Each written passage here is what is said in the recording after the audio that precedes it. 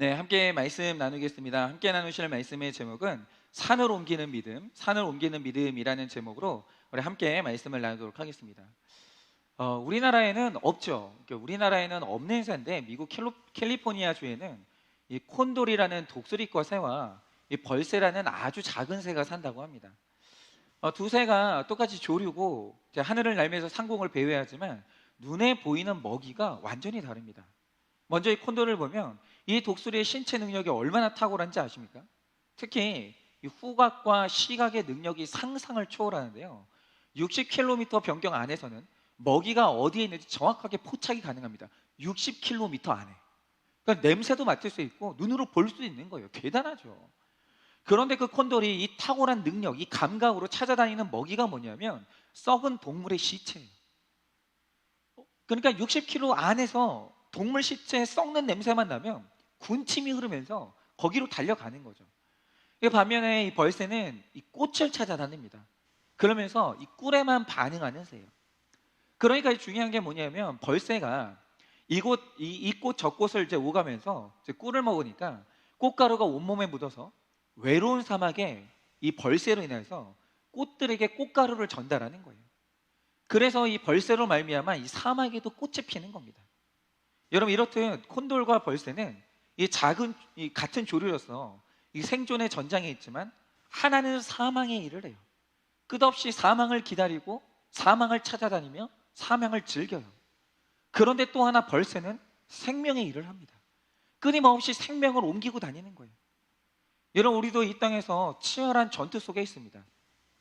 그런데 이 땅에 살아가는 동안 어떤 사람은 끊임없이 사망의 소식을 전하고 다니는 자가 있어요. 끊임없이 입만 열면 불평을 하면서 끊임없이 사람들에게 절망을 전달하는 사람이 있다라는 거죠. 그런데 어떤 사람은 돌아다니기만 하면 사람을 위로하고 살리고 희망을 전달하는 사람이 있습니다. 그러면 우리가 살면서 이왕이면 생명의 일을 해야 되지 않겠습니까?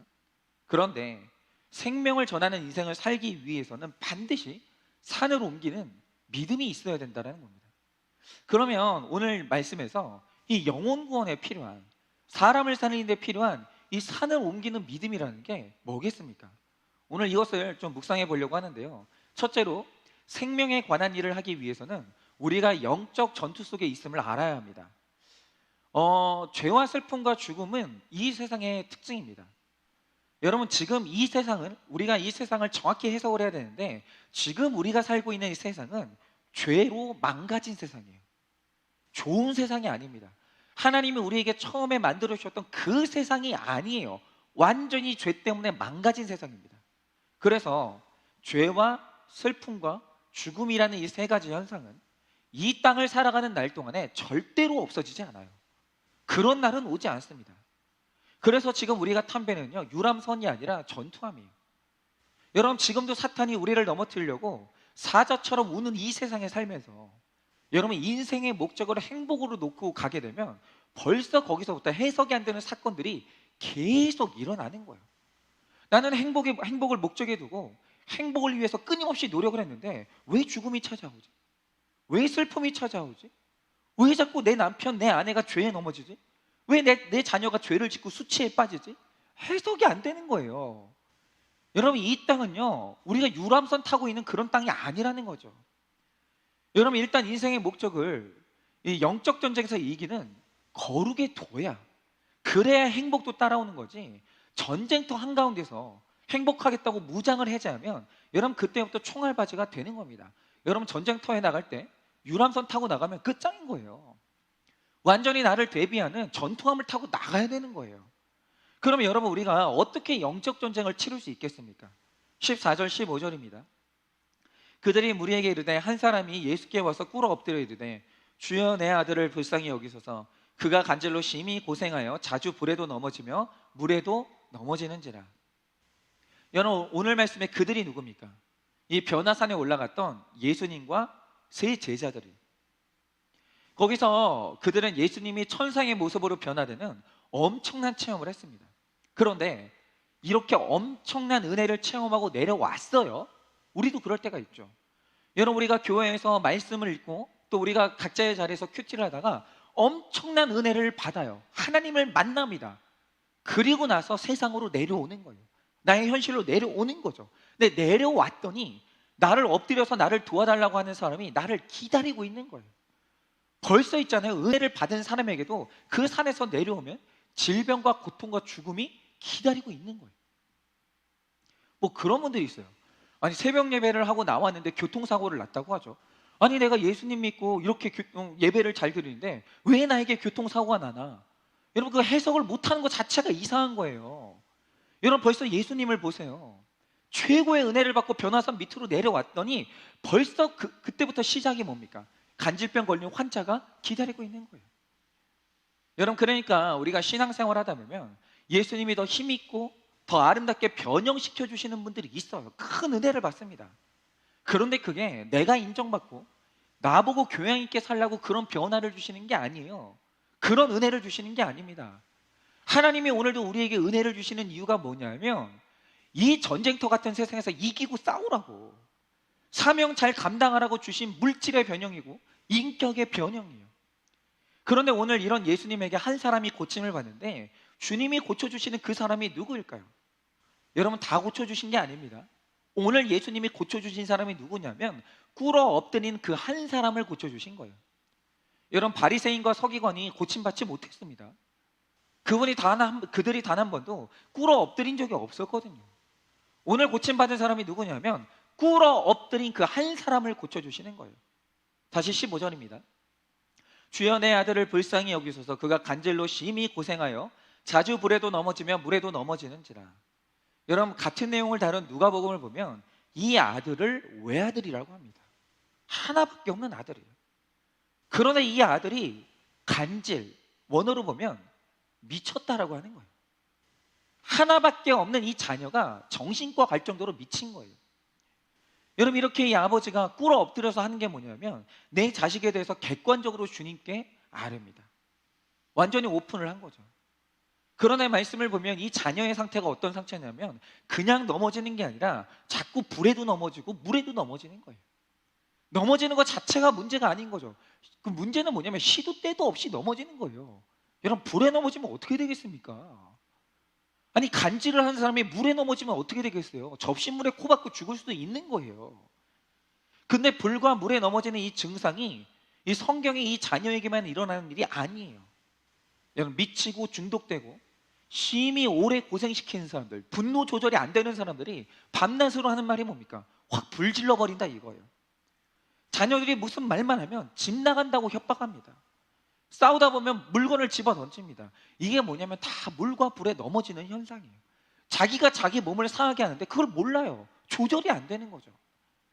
그러나 이 아버지는 아들을 보면서 땅끝까지 내려가는 경험을 했기 때문에 이 모든 현상들을 오픈하고 예수님께 찾아온 거예요. 그러니까 아직도 우리 가정에 있는 이 자녀의 문제, 배우자의 문제, 내 식구의 문제를 오픈하지 못하는 분들은 아직 지금 땅끝까지 내려가지를 않은 거예요. 아직까지도 체면이 살아있어서 겸손함까지 못 내려가는 거예요. 이 아버지는 그런데 땅끝까지 내려가니까 혼자서 괴로움을 참고 견디다가 결국에는 예수님께 찾아온 거죠. 여러분, 내 힘으로 안 되는 이 아들이 죽게 생겼는데 체면이 뭐가 있어요? 뭐가 부끄럽습니까? 여러분, 이렇게 예수님 앞에 나오면 불쌍히 여겨달라는 기도밖에는 나오지를 않는 거예요. 하지만 이 보통 사람들은 시간만 지나면 다 좋아지고 고쳐질 것 같아서 꿇어서 엎드리지를 않는 거예요. 그러니까 이게 바로 속임수죠. 그러니까 어떤 문제가 있는 배우자가 있다고 하죠. 자녀가 있다고 하죠. 그럼 우리는 내가 내 자신한테 속고 싶어요. 그 죄 짓는 사람한테 속고 싶어집니다. 시간 지나면 괜찮아지겠지. 어느 날 저절로 사라지겠지. 그러면서 부끄러움을 참으면서 하나님 앞에 나오진 않는 거예요. 10년, 20년 속을 썩여도 그래, 대학에 가기만 하면 다 없던 일이 될 거야. 그래, 어른이 되면 언젠가는 철 들겠지. 이번 한 번만 넘어가면 괜찮아질 거야. 그런 식으로 계속 이제 그 문제를 방치하다가 계속 죽어가는 거예요. 이런 식으로 우리는요, 문제를 놓고 자식에게 속고 싶고 내 자신에게도 속고 싶은 거예요. 그리고 또 심각한 것은 인정하기 싫고 보기 싫어서 맨날 괜찮다 괜찮다 그러는 거죠. 그러면서 허송세월을 하는 겁니다. 그러니 여기 본문에 나온 이 아버지, 이 사람이 얼마나 대단한 일을 한 건지를 몰라요. 이게 대단한 거예요. 여러분 모두가 체면 때문에 자존심 때문에 못하고 차라리 나가 죽어라 악을 쓰는데 오직 이 한 사람만 이 문제를 심각한 줄 알고 예수님 앞에 꿇어 엎드렸어요. 제가 이번 주에도 뭐 금쪽 같은 내 새끼라는 프로그램이 있죠. 이게 정말 힘든 아이들이 너무나 많이 나오는데 이번 주에 되게 특이한 가정이 나왔더라고요. 어떤 가정이냐면 보통은 부모가 자녀가 걱정이 돼서 부모님들이 그 프로그램에 이제 의뢰를 해요. 신청을 하는데 이날은요 초등학교 6학년짜리 자녀가 방송사에 직접 연락을 해가지고 제가 너무 문제가 많아서 우리 엄마가 너무 힘들다고 나를 좀 고쳐달라고 하면서 이 아이가 방송사에 연락을 한 거예요. 여러분 이 아이는 대단한 아이입니다. 보통 아이가 아니에요. 벌써 이거 자체가 전투에서 이기고 들어가는 거죠. 대단한 겁니다. 자, 그런데 아들의 병을 고치기 위해서 주님을 찾아온 이 사람의 하소연을 한번 들어보세요. 기가 막힌 하소연을 합니다. 뭐라고 하죠? 16절입니다. 내가 당신 제자들, 주의 제자들에게 데리고 왔지만 능히 고치지 못했다라는 거예요. 여러분 이 아버지가 정말 큰 수치를 감당하고 정말 큰 용기를 내면서 힘들게 오픈을 했어요. 예수님의 제자들한테 오픈을 했다는 거죠. 근데 이들이 고치지를 못했어요. 여러분 바로 이겁니다. 내가 어떤 문제를 오픈할 때 바리새인, 사두개인들, 능력 없는 사람들한테 하면 받아들여지지를 못합니다. 여러분 그리고 오픈을 해도 고쳐주는 제자가 있고 못 고치는 제자가 있어요. 여러분 그런데 지금 이 제자들에게는 도울 힘이 없습니다. 그런데 우리 그럼 가만히 생각해보면 저도 어릴 때 생각해보면 그래요. 왜 우리 성도님들 가정마다 문제가 없겠어요? 왜 자녀들이 문제가 없겠어요? 다 있죠. 있는데 왜 우리는 오픈하지 못했을까? 라고 생각을 해보면 이거 오픈해봤자 고치지 못할 걸 다 알고 있기 때문이에요. 여러분 우리가 교회를 다니고 제자라고 하지만 못 고치는 제자가 있어요. 여러분 이게 바로 아픈 자녀, 아픈 식구를 둔 사람들의 절망이죠. 지금 이 제자들에겐 도울 힘이 없습니다. 그런데 왜 도울 힘이 없을까요? 왜 제자들은 고치지 못했을까요? 예수님의 대답이 이렇습니다. 17절입니다. 예수께서 대답하여 이르시되 믿음이 없고 패역한 세대여 내가 얼마나 너희와 함께 있으며 얼마나 너희에게 참으리요 그를 이리로 데려오라 하시니라. 여러분 오늘 이 제자들이 그리고 바리새인과 서기관들이 문제 있는 자들을 품지 못하고 고치지 못한 이유가 뭐냐면 믿음도 없고 패역하기 때문에 고치지를 못했어요. 그런데 이 말의 뜻이 정확한 뜻이 뭐냐면 원어로 보면 계속 불신앙의 이 영향을 받고 있었다라는 거예요. 한번 내가 말씀을 들었어도 일주일간 큐티하고 목장에서 나누고 영적 전투를 지속적으로 해나가지 않으면 일주일에 한 번 설교 듣고는 신앙이 유지가 되지를 않아요. 여러분 제자들이라도 신앙 고백까지 했어도 못 고칩니다. 여러분 우리가 지금 전투의 현장 한가운데 있다는 말의 뜻이 뭐냐면 여러분 우리가 오늘 예배를 드리죠. 그리고 다음 날부터 이제 밖으로 나가면 불신앙으로 가득한 세상의 영향 속에서 계속 살고 있는 거예요. 우리가 만나는 사람들의 대부분은 인본주의적인 사람들이에요. 불신자들이라는 거죠. 그러니까 집에서, 직장에서, 모임에서 사탄이 그들의 입을 통해서 우리에게 계속 메시지를 전달하는 거예요. 그런데 여러분 문제가 뭐냐면 우리 중에는 계속 세상의 영향을 받는 제자들이 분명히 있는데요. 고난이 오면 바짝 엎드리면서 순종해요. 주일날 오면 아 내가 또 일주일 동안 또 하나님을 잊고 살았구나. 예배도 잘 드립니다. 그리고 가끔 고난 오면 바짝 엎드려서 순종해요. 그런데 또 고난 지나고 또 주일 지나고 나면 그대로 예전으로 돌아가요. 그리고 훈련 받을 때는 좀 믿음이 들어가나 싶은데 훈련이 딱 끝내면 모든 걸 중단하고 큐티고 다 내려놓고 또 세상 사람들과 교제하면서 훈련 받기 이전으로 완벽하게 돌아가는 사람들이 있어요.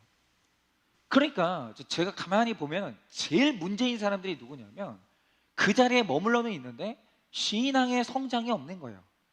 여러분 지금 신앙의 성장이 없다라는 말의 뜻이 뭐냐면 지금 불신의 영향을 계속 받고 있다라는 거예요. 그러니까 늘 제자리 걸음을 하는데 아니 여러분 높은 자리에서 제자리 걸음하면 누가 뭐라고 그래요. 아니, 더 올라갈 데가 없는데 그냥 거기서 잘 있으면 되는 거죠. 높은 자리는. 근데 문제는 뭐냐면 날마다 낮은 자리에 있으면서 제자리 걸음하면서 이상한 소리 하는 거예요. 실컷 가리켜놨더니 딴 소리하고 실컷 큐티했더니 또 다른 소리하고 그걸 매일 그걸 반복을 하는 겁니다. 그래서 그분들의 특징이 뭐냐면 쓸데없이 고난당하고, 그러면 또 고난당하면 또 후회하고, 그러다가 조금 평안해지면 다시 예전으로 돌아가고, 이걸요 계속 반복하는 거예요. 그런데 능력 없는 제자들이 일따라는 거죠. 그런데 여러분, 이런 거죠. 부모님들이 그 교회를 다녀요. 예수님을 믿어요. 그런데 그 부모님이 능력 있는 제자가 되지 못하면 내 남편에게 문제가 생겨요. 내 자녀에게 문제가 생겨요. 해결을 못 하는 거예요.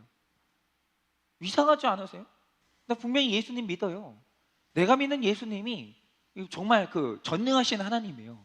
그런데 예수 믿는 우리 가정에 문제가 왔는데 해결이 안 되는 거예요. 이유가 뭐겠습니까? 여러분, 그 집안의 제자가 계속 불신의 영향을 받고 있는 거예요. 성장을 못 하는 겁니다.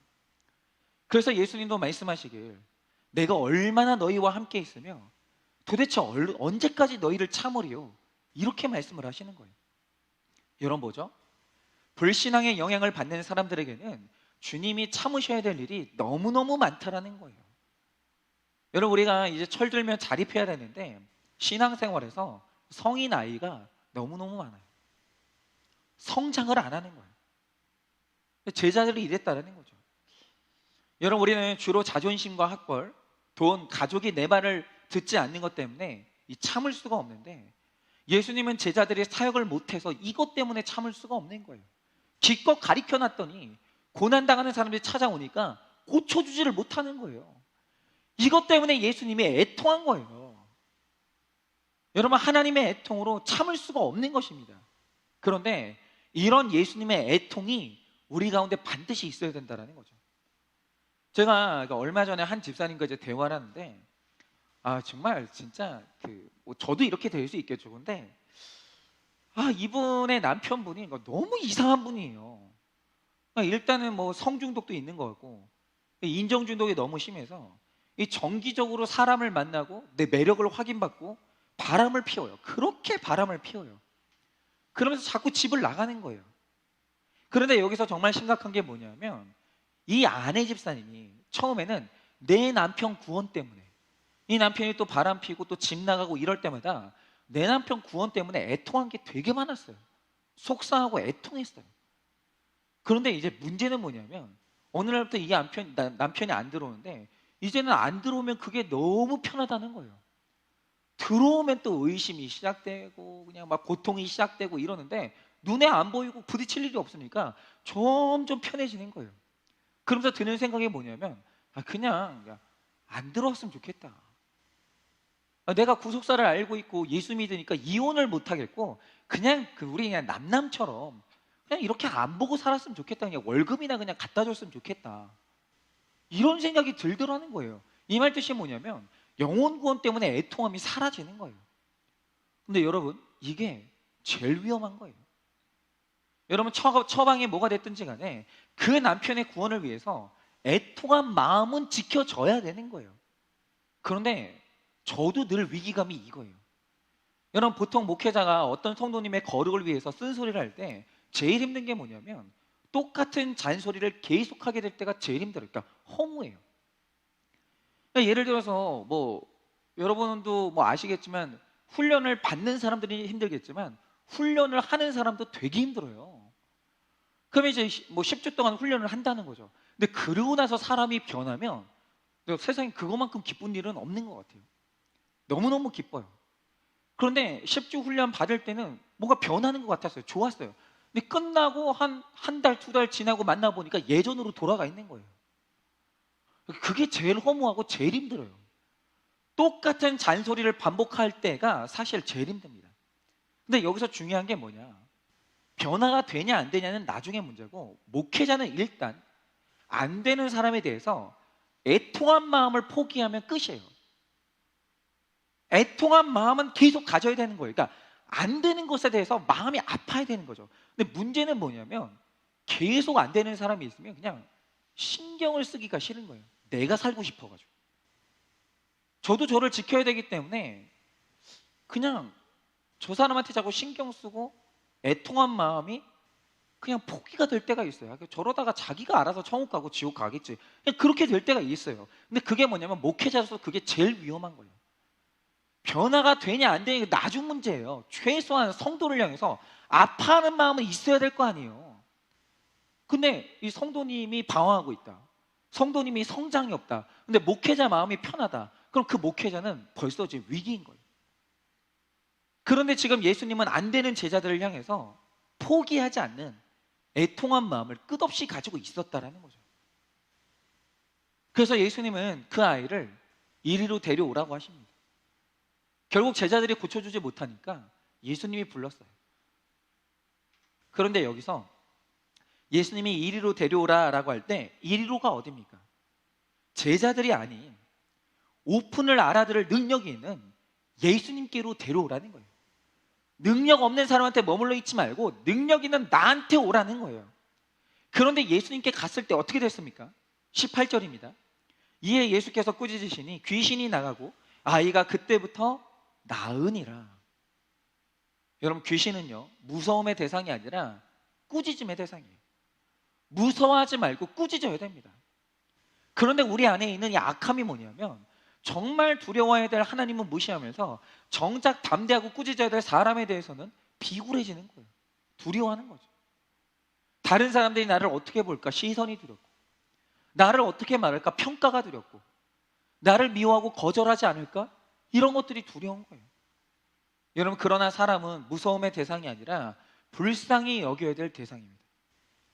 그래서 사람을 살리려면 상대를 불쌍히 여기면서 그 속에 영혼을 꾸짖어야 되는데 무서워하기만 하니 상대방의 눈에 영적으로 자신감이 없는 내가 보이는 거예요.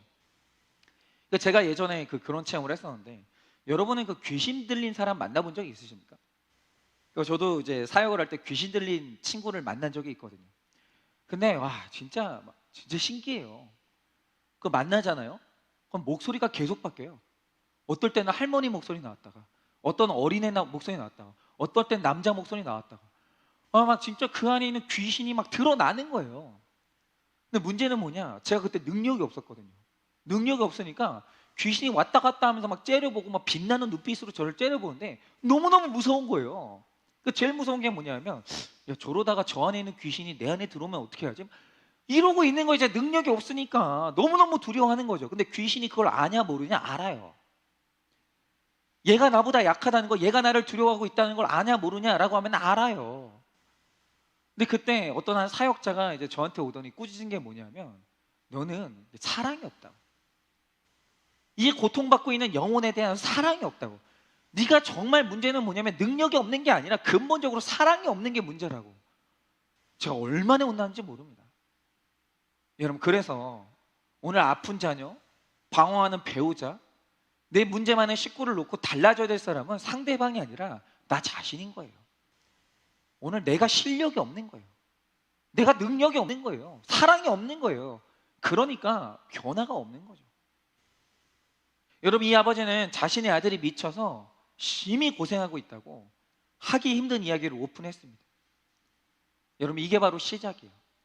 이것이 바로 자기의 부인이고 주님을 시인한 것입니다. 그런데 이것을 놓고 예수님께 오픈하면 그 속에 귀신이 예수님을 보고 거꾸러집니다. 오늘 주님 앞에 나와 오픈하라는 거예요. 이 얘기를 들을 수 있는 제자들, 나의 어떤 수치스러운 이야기들을 드러내고 함께 말씀을 나눌 수 있는 능력 있는 제자들 앞에서 나가서 오픈하라는 거예요. 능히 이길 수 있다는 거죠. 죽으면 죽으리라 해야 됩니다. 여전히 아직도 체면이 중요하고 부끄러움이 중요하고 수치심이 두렵고, 이거 아무것도 못하는 거예요. 여러분, 개도 자기를 무서워하는 사람을 알아보고 짖고 뭅니다. 여러분, 사탄은요 여전히 수치당하는 게 두렵고 여전히 체면이 중요한 사람들을 알아요. 여러분, 그 사람들 물고 늘어집니다. 여러분, 그러나 우리가 이 죄를 똑바로 봐야 돼요. 이 죄를 드러내놓고 이 죄와 직면해야 돼요. 그래야 귀신도 도망가는 거예요. 여러분, 그래서 배우자 자녀를 이 교회에 한번 데려오는 것이 얼마나 결정적인 건지 모릅니다. 여러분, 우리 귀신은 언제나 귀한이 귀한 외아들 외동딸들에게 들어갑니다. 바라보는 것만 해도 아까운 내 딸, 내 아들 하면서 애지중지하니까, 그러면서 숨기고 자꾸 모른 척하고 외면하니까 이런 상태가 되는 거예요. 여러분, 이 모든 것들을 꾸짖어야 됩니다. 기도로도 꾸짖어야 되지만 상태를 알아보고 사랑으로 긍휼히 여김으로 꾸짖어야 됩니다. 말씀으로 꾸짖어야 돼요.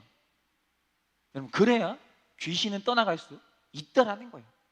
더 이상 숨기지 말고, 더 이상 모른 척하지 말고, 괜찮다 괜찮다 하지 말고 오늘 예수님 앞에 나와 다 오픈하고 꾸짖어야 됩니다. 여러분, 그러면 이 전쟁에서 반드시 이길 수 있습니다. 적용 질문 드립니다. 믿지 않는 내 부모, 가족, 친구들을 보며 구원을 향한 애통함이 있습니까?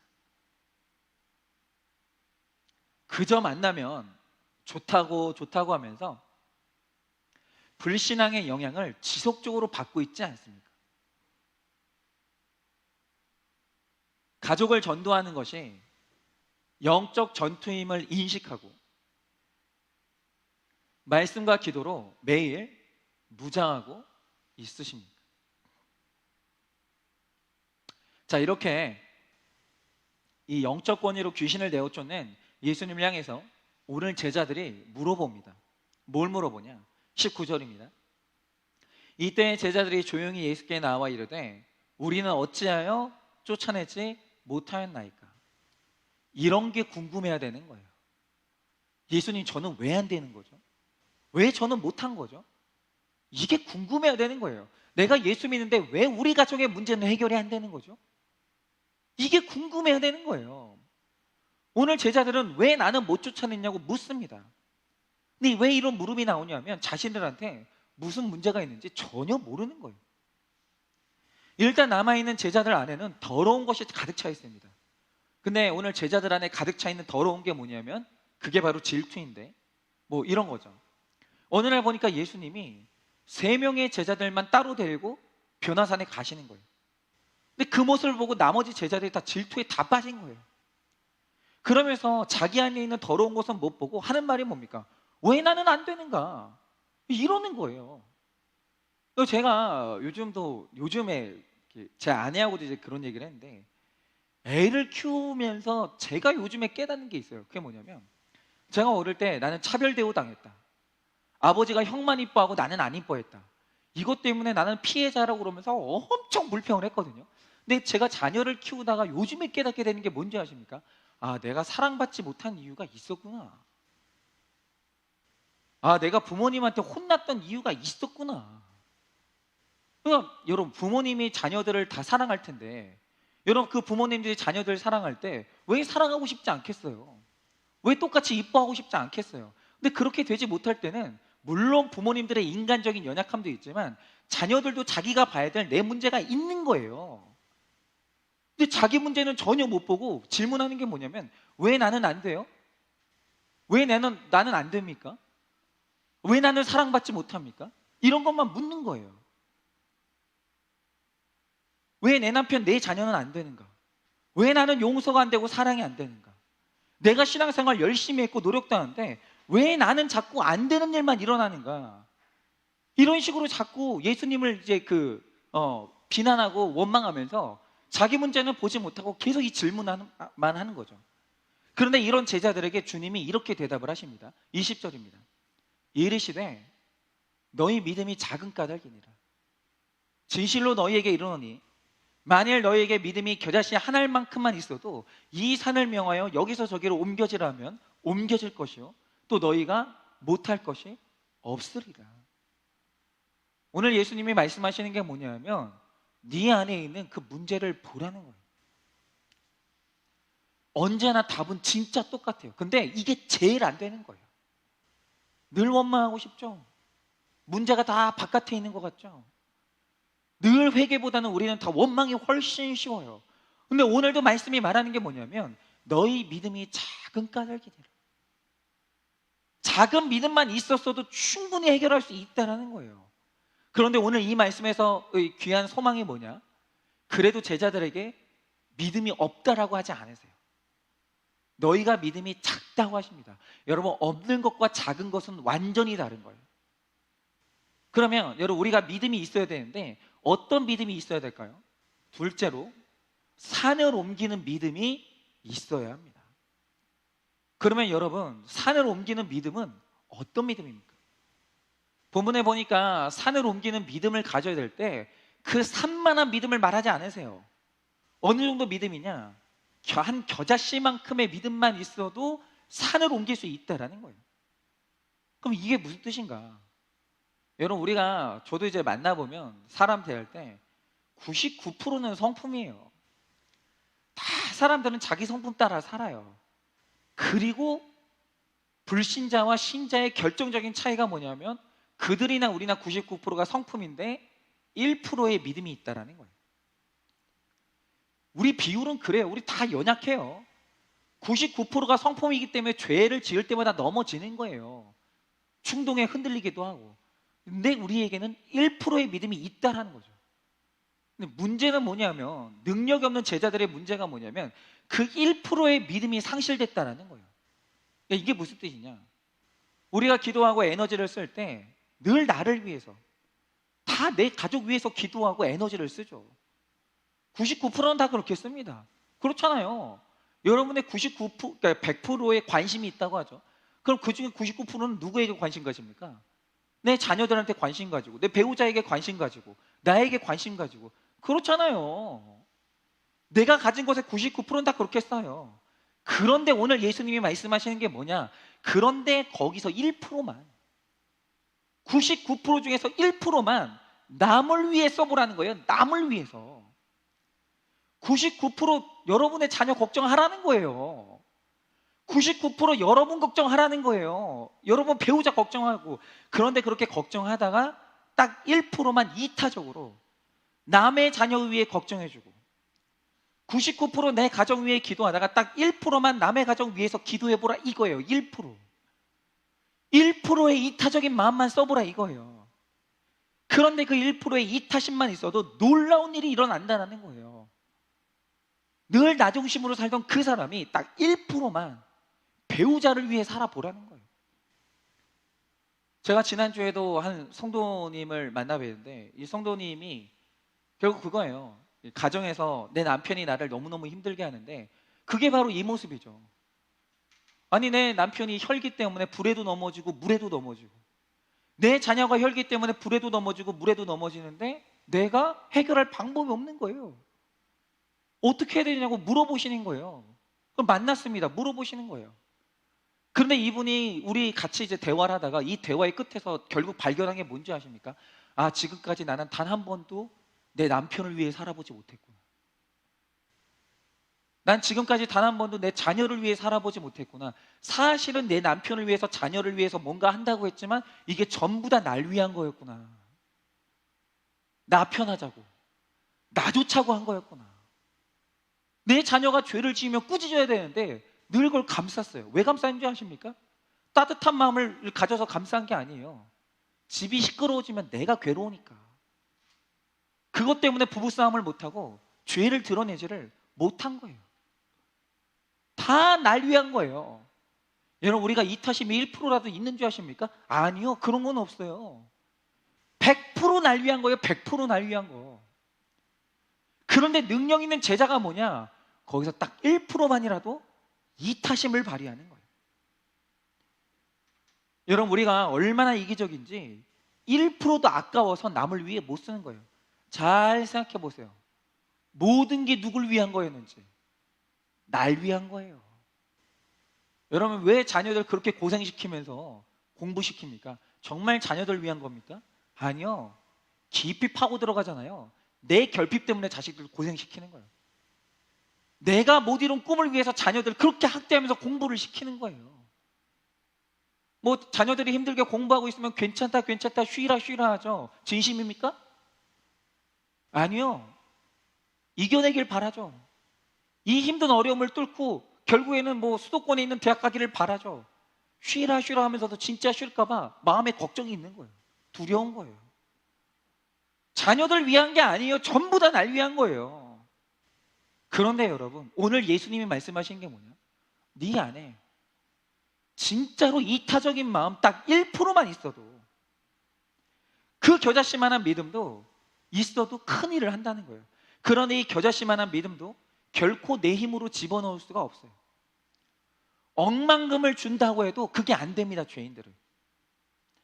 그래서 여러분, 우리가 이 1%의 겨자씨만한 믿음이 들어가려면 예수님 앞에 애쓰고 매달리고 날마다 내 죄를 보는 것 말고는 방법이 없는 거예요. 그래서 여러분, 우리가 큐티하는 이유가 뭐냐면 이거예요. 1%의 겨자씨만한 믿음을 얻어내려고 큐티하는 거예요. 그것 때문에 큐티하는 겁니다. 그런데 제가 장담하는데 1%의 이타심, 그 겨자씨만한 믿음이 있으면 거기서 모든 치유가 다 시작돼요. 다. 이거는 제가 해봐서 아는 거예요. 해봐서. 근데 여러분, 제자들을 보세요. 중독과 병을 낫기 위해 힘든 오픈에서 데려왔는데, 여러분, 이들이 지금 휩싸여 있는 게 뭐냐면, 자, 이 아버지가 너무너무 힘든 오픈을 해가지고 내 아들 살려달라고 데려왔잖아요. 근데 지금 제자들 마음에 가득한 것은 뭐냐면, 아이씨, 예수님이 차별대우했어. 예수님이 지금 저 3명만 좋아하고 우리는 다 따돌리면서 우리는 사랑받고 있지 않아. 이런 식으로 나 자신을 위한 질투심에 사로잡혀 있는 거예요. 그러니까 이들이 고치지를 못하는 거예요. 그러면 여러분, 겨자씨만한 믿음이라는 게 뭡니까? 22절 23절입니다.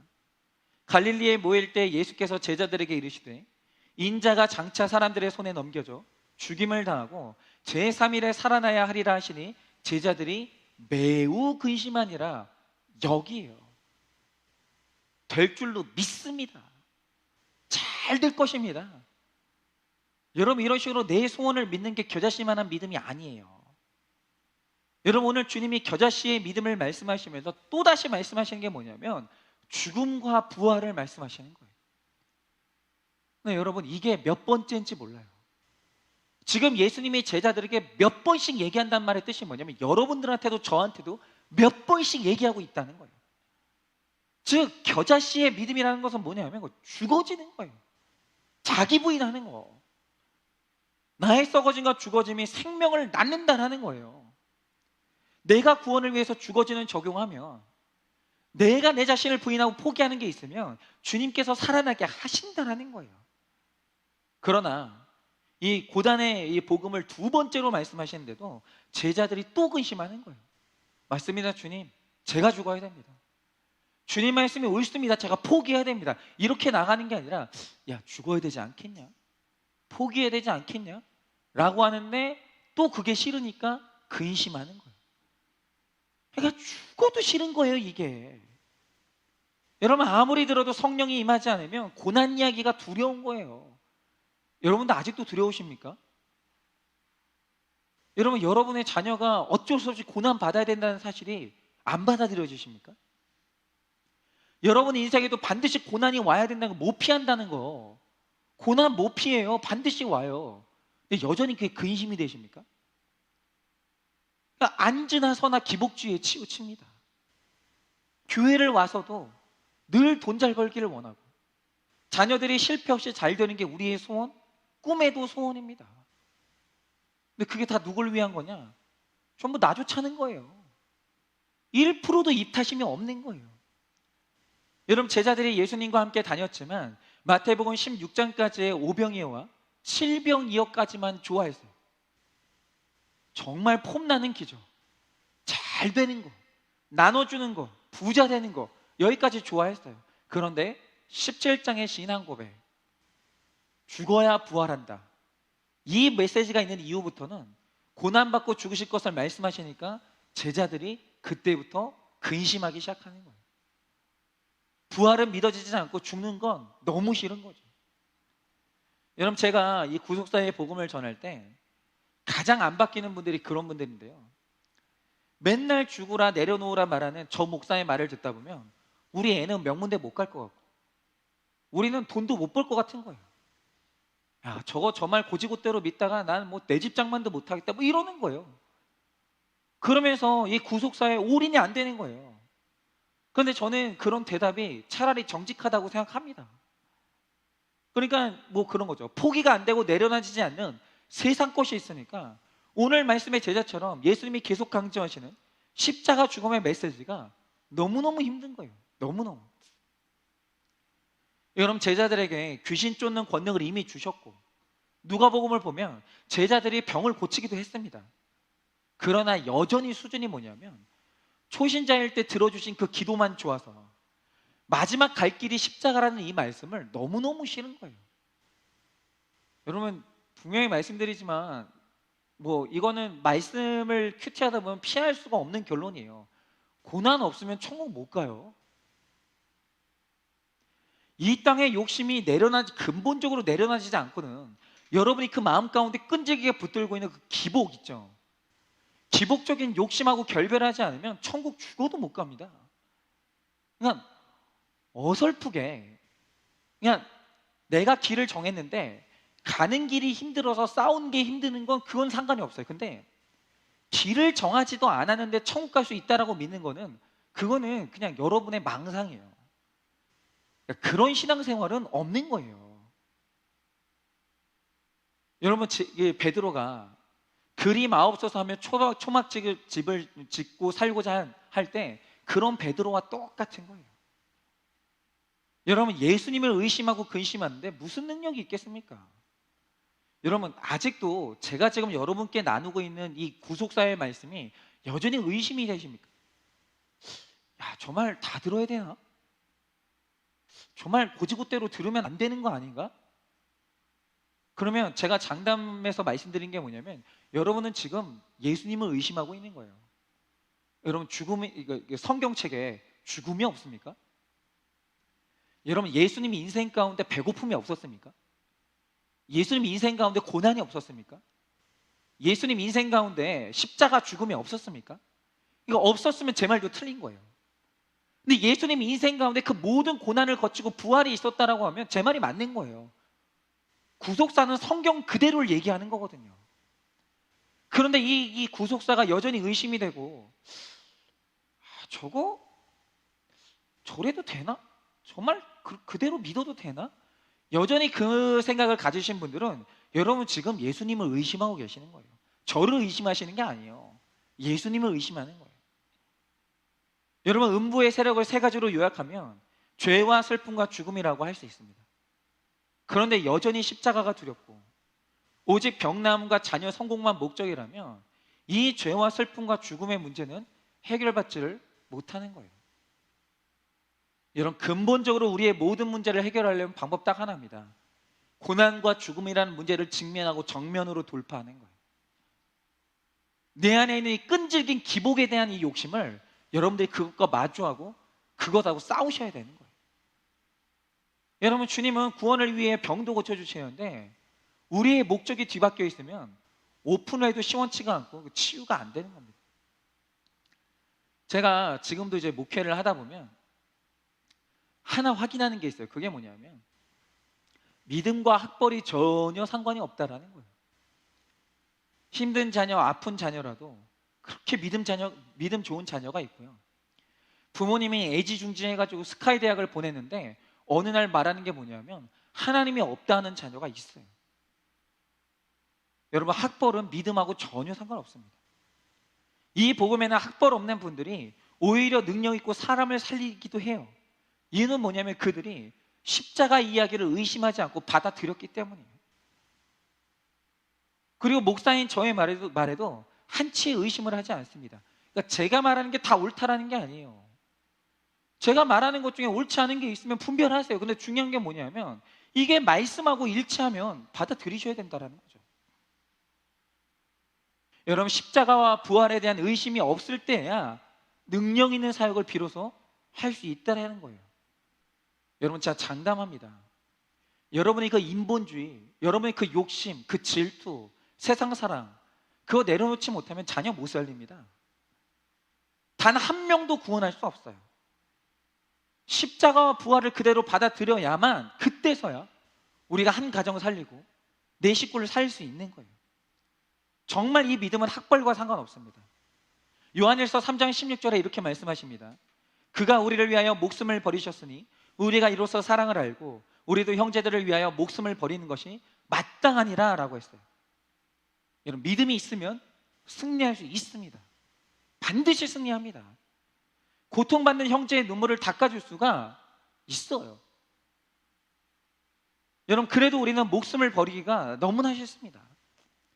예수님을 우리를 위해서 목숨을 버리셨는데 우리는 100% 기복으로 기도하고 금식하는 거예요. 여러분, 오늘부터 우리 믿음이 바뀌어야 돼요. 기복적인 믿음, 그거는 겨자씨 믿음이 아니에요. 산을 옮기는 믿음이 아닙니다. 그걸로는 아무것도 못해요. 오늘 우리가 가져야 되는 믿음이 뭐냐면 겨자씨의 믿음인데, 겨자씨의 믿음이 뭐냐면 내가 죽지 않으면 부활이 없다라는 거예요. 죽음은 필수 불가결한 법칙이에요.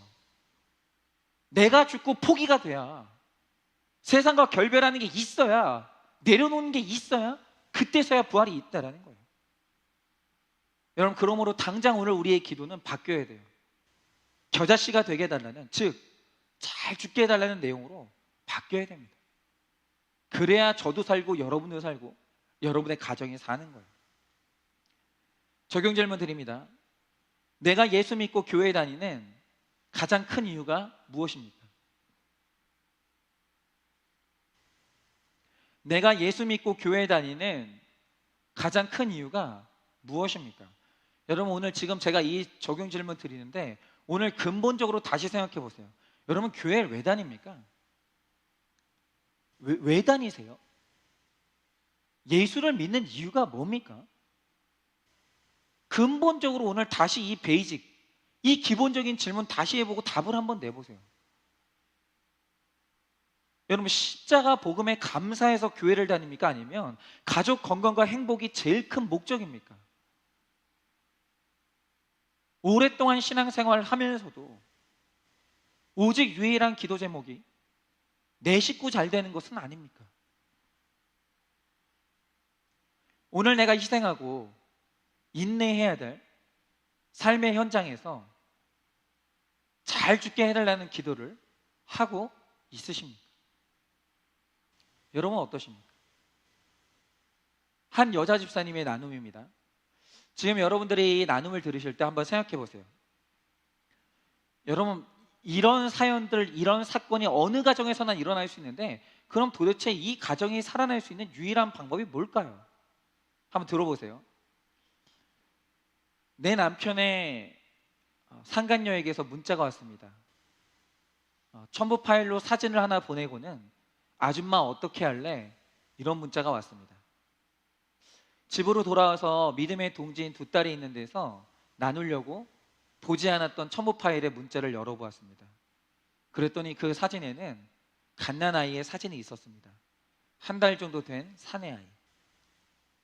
아이들과 저는 막막하게 이를 데가 없었습니다. 그러나 이제껏 들어온 말씀이 있었기에 우리 새 여자는 담담하게, 어차피 예상했잖아, 이것도 감당해야지, 드디어 때가 이르러 선물을 주시는구나 했습니다. 하지만 마음은 요동치고 가슴은 터져 나가는 것 같았습니다.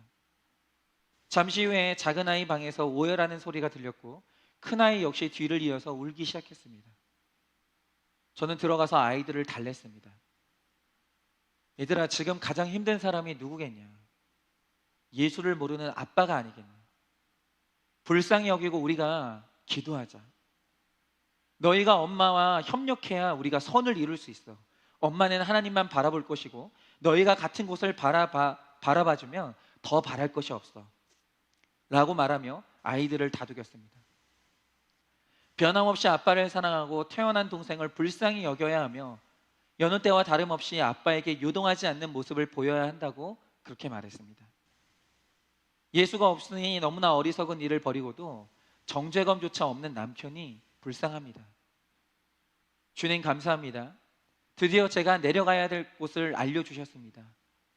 이제 산을 내려가 바랄 수 없는 것도 바라고 가야 한다고 하시니 이제 저에게 주신 이 사건을 통해 나의 산제사를 드리며 주님의 일을 이루는데 쓰이기를 간구합니다. 이랬어요. 여러분, 이런 일은 어느 가정에서나 일어날 수 있고 내 삶에도 일어날 수 있어요. 그리고 심지어 내 자녀들에게도 일어날 수 있습니다. 그런데 가만히 보면 교회를 다니는데도 이런 사건이 일어날 때 교회에 다니는 권사님, 집사님, 장로님들의 결론이 뭔지 아십니까? 이혼하라는 거예요. 아니, 당신 남편이 밖에 나가서 바람을 피고 애까지 낳는데 어떻게 같이 사냐고, 왜 사냐고, 이혼하라고. 여러분, 이런 게 교회 다니는 집사, 장로, 권사님들의 처방일 때가 있어요. 이게 말이 됩니까? 여러분, 그런데 이거 음부의 권세를 못 이기는 거죠. 그런데 이때 이 가정을 살릴 수 있는 유일한 길이 뭐겠습니까? 여러분, 이 가정이 부활하려면 죽음밖에 없는 거예요. 죽음 말고 다른 처방은 없는 거예요. 다른 방법이 있을 수 있다라고 생각하는 것 자체가 겨자씨만한 믿음 자체가 없는 거예요. 여러분, 남편이 다른 여자와 낳은 아이 사진을 보고 이렇게 나눔을 한 거예요. 그런데 여러분 생각을 해보세요. 진짜 문자 그대로 산을 옮기는 게 쉬울 것 같으세요? 외도를 해서 애까지 나온 내 배우자를 용서하는 게 쉬울 것 같으세요? 뭐가 쉬울 것 같습니까? 여러분, 제가 군대에 있을 때 강원도 고성에 엄청나게 큰 산불이 났었어요. 근데 이 군대라는 곳이 엽기적이죠. 자, 산불이 났어요. 그래서 군대에서 그럼 산불이 안 나려면 어떻게 되는가? 군대의 결론이 뭔지 아십니까? 산이 없으면 되잖아. 그게 군대의 결론이에요. 야, 나는 군대가 그런 데인지 처음 알았어요. 자, 산불이 나. 근데 산불이 나면 안 돼. 방법이 뭘까? 산이 없으면 되잖아. 이랬어요. 그 어떻게 인지 아십니까? 온 부대가 달려들어가지고 산을 깠어요. 제가 그걸 경험을 해봤어요. 산을 깠어요. 여러분, 산을 깎는 게 차라리 쉬워요. 세상에서 훨씬 어려운 게 뭔지 아십니까? 그 사람 용서하는 거예요. 미워하는 마음 바뀌는 거, 이게 산 깎는 것보다 훨씬 어려워요. 엄청 힘든 겁니다. 그런데 이 나눔을 한 집사님을 보세요. 이게 바로 산을 옮기는 믿음이에요. 죽어지는 거. 진짜 우리 가정을 위해서, 이 남편의 영혼 구원을 위해서 그 1%의 이타심을 발휘하는 거예요. 그리고 죽기를 각오하는 거죠. 여러분, 이게 바로 산을 옮기는 믿음이에요. 여러분, 이렇게 말씀만 있으면 어떤 강력한 음부의 권세도 뚫고 나가는 거예요. 여러분, 사탄은 살아있는 사람을 괴롭히고 좌지우지하지 죽은 사람을 건드리지 못해요. 여러분, 한 사람이 죽는 그 순간 영원히 사탄하고 결별하는 거예요. 우리가 사탄하고 결별하는 방법은 죽음밖에는 없는 거예요. 여러분, 바로 이 말씀에 대한 믿음이 있어야 되는 거예요. 예수님이 왜 죽으라고 하시겠어요? 여러분, 예수님이 왜 고난당해야 된다고 하시겠어요? 그거 말고는 이 전쟁에서 이길 방법이 없거든요. 죽은 사람을 사탄은 고통을 주지 못해요. 여러분, 사탄이 아무리 재주가 뛰어나도 죽은 사람을 유혹하는 방법은 없어요. 그러나 하나님께는 죽은 사람을 일으키는 부활의 능력이 있어요. 그래서 의심하지 않고 죽어야 되는 거예요. 죽는 게 방법입니다. 그러니 가정에서 문제가 있으면 내가 해결할 생각을 내려놓고 일단 죽음으로 이 남편에게 진수성찬을 차리든지 자녀들한테 용돈을 줘서라도 말씀이 있는 자리로 끌고 나와야 되는 거예요. 아유, 너 같은 건 구원받을 자격도 없다, 그냥 지옥이나 가라, 이러는 게 아니라 나 자신의 모든 분노와 욕구를 죽이고 말씀이 있는 자리로 데려 나와야 되는 거예요. 무슨 방법을 써서라도. 여러분, 찬송가에서 저 높은 곳을 향하여 날마다 나아간다고 하지 않습니까? 여러분, 우리가 단번에 가는 게 아니에요. 험하고 높은 길을 믿음으로 싸우고 오르면서 산을 옮기는 믿음이 되어 가는 거예요. 여러분, 말씀을 마무리하겠습니다. 내 자녀와 배우자가 변하지 않아도 여러분, 그 사건을 객관적으로, 그 상황을 객관적으로 인정하세요. 아, 내 자녀가 지금 심각하구나. 내 자신이 지금 진짜 심각하구나. 이게 시간이 지나서 해결되는 일이 아니구나. 우리 가정의 문제가 심각하구나. 이걸 객관적으로 인정하세요. 그리고 복음으로 꾸짖고 가야 됩니다. 그리고 나의 고난으로 다른 사람을 살리면서 가야 돼요. 여러분, 문제가 생겼을 때 우리 집안에 매여 있으면 여러분 그 자체로 죽은 거예요. 여러분, 우리 가정에 문제가 있을 때 이제 다른 사람 살리는 사역으로 나아가야 되는 거예요. 여러분, 이렇게 우리 안에 겨자씨만한 믿음만 있으면 오늘 불 가운데 넘어지는 우리 자녀, 내 이웃을 건지는 능력이 일어난다라는 것입니다. 오늘 죽음을 향해 걸어가시는 예수님은 이 자녀를 일으켜 세웠어요. 여러분도 그렇게 되시기를 바랍니다. 그렇게 오늘 기복적인 믿음이 아니라 겨자씨만한 그 1%의 믿음을 가지셔서 오늘 여러분의 삶에 있는 이 태산 같은 문제를 옮기시는 여러분의 하루 되시고 여러분의 가정 되시고 인생 되시기를 예수님의 이름으로 축원을 드립니다.